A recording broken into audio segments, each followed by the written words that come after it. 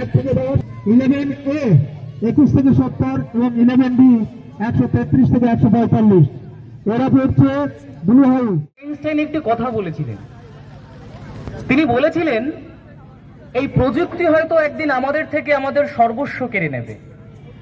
তখন আমরা এমন এক প্রজন্ম হয়ে উঠব যাদের কাছে হয়তো গ্যাজেট থাকবে, যাদের হাতে হাতে প্রযুক্তি থাকবে, কিন্তু শরীরে হৃদয় থাকবে না। শ্রদ্ধেয় শিক্ষক শিক্ষিকা বিচারক মণ্ডলী এবং আমার প্রাণের ভাই বোন সকলকে আমি নতুন বছরের শুভেচ্ছা জানিয়ে বক্তব্য শুরু করছি।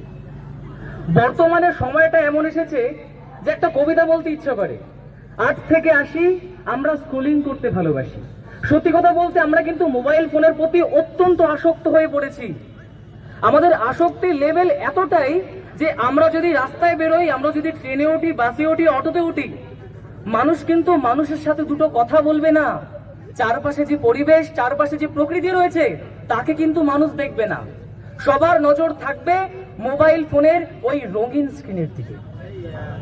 সত্যি বলতে এটাই কি আমাদের সেই সমাজ? কখনো নয়।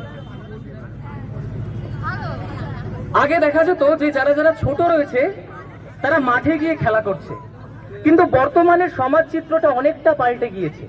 যারা ছোট তাদের হাতে মোবাইল থাকে।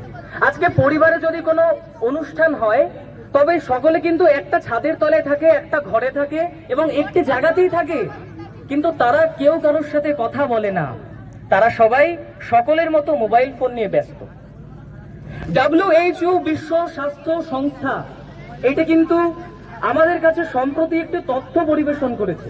তারা জানিয়েছে যে আমাদের পৃথিবীতে অর্থাৎ আমাদের বিশ্বে প্রতি 100 জন মানুষের মধ্যে 89 জন মানুষ মোবাইলের প্রতি অ্যাডিক্টেড হয়ে পড়েছে, মোবাইলের প্রতি আসক্ত হয়ে পড়েছে।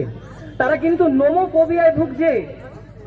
তারা খাদ্য ছাড়া বাঁচতে পারবে, বস্ত্র ছাড়া বাঁচতে পারবে, বাসস্থান ছাড়াও বাঁচতে পারবে, কিন্তু মোবাইল ফোন ছাড়া বাঁচতে পারবে না।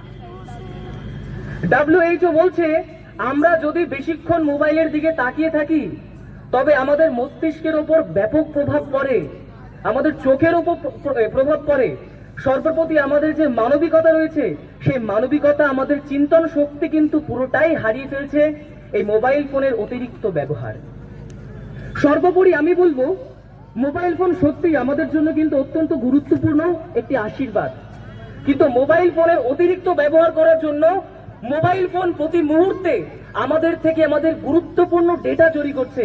আমি একটু উদাহরণ দিচ্ছি। ধরুন আমি ওই ভাইটা বসে রয়েছে, ওই ভাই